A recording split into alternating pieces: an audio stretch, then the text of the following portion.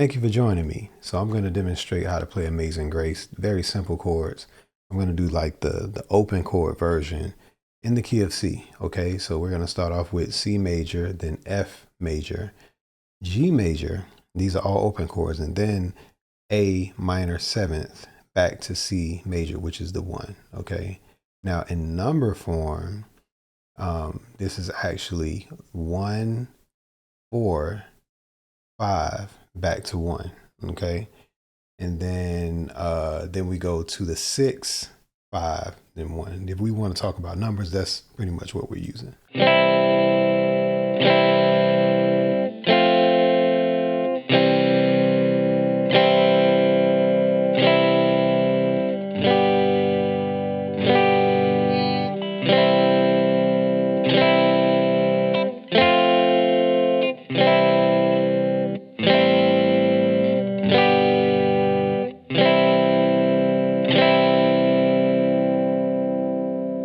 Next go round, I'm actually going to demonstrate how to play the same exact chord progression really, but I'm going to throw in some dominant sevenths. Okay, so when we play the C major, I'm going to go to the C7 or the C dominant seventh. Okay, and then I actually throw in a G dominant seventh or G7, and I throw in a D7, okay, or D dominant seventh. So you can see how we can sort of exchange some of these chords and add chords into a very simple chord progression.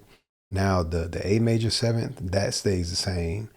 And if I remember correctly, the F major, that stays the same. Okay. And I add in there a C major over E.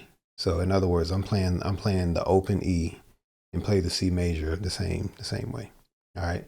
So yeah, just check it out. Let me know for beginners, if this is helpful for you. And some of the intermediate players, it might help you as well. All right. Just in terms of positioning and adding chords into it. Okay. All right. So check it out.